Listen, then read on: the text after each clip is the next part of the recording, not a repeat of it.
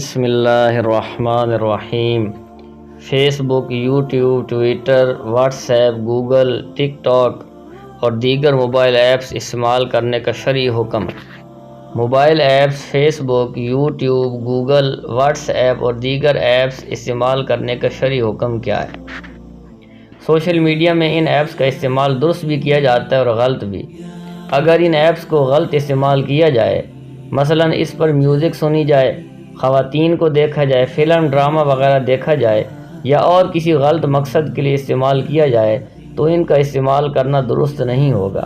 اور اگر ان چیزوں سے بچتے ہوئے سوشل میڈیا اور ان ایپس کو استعمال کیا جائے تو درست ہے، بشرطے کہ استعمال کرتے ہوئے اس میں مشغولیت کی وجہ سے کسی نیک کام سے دوری نہ ہوتی ہو، مثلاً نماز وغیرہ قضا نہ ہوتی ہو یا کسی حرام و ناجائز کام میں مبتلا ہونے کا خطرہ نہ ہو۔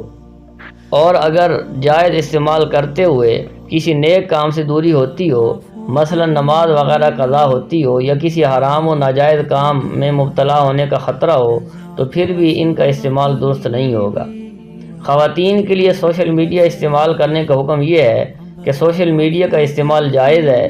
خواتین زیادہ تر سادہ مزاج کی ہوتی ہیں اور شاطر لوگوں کے بہکاوے میں جلدی آ جاتی ہیں، اس لیے خواتین بلا ضرورت محض وقت گزاری اور تفریح کی خاطر سوشل میڈیا استعمال نہ کریں، البتہ بوقت ضرورت تعلیمی مقاصد یا رشتہ داروں سے رابطے کے لیے استعمال کر سکتی ہیں، لیکن ناجائز اور فحش کاموں سے بچنا بہرحال لازم ہے۔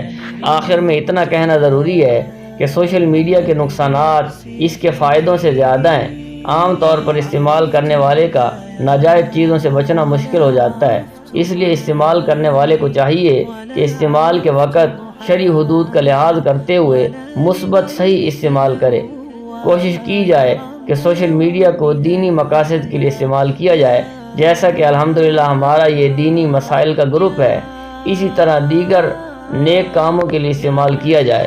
اللہ جل شانہ ہم سب کو دین متین پر عمل کرنے کی توفیق نصیب فرمائے۔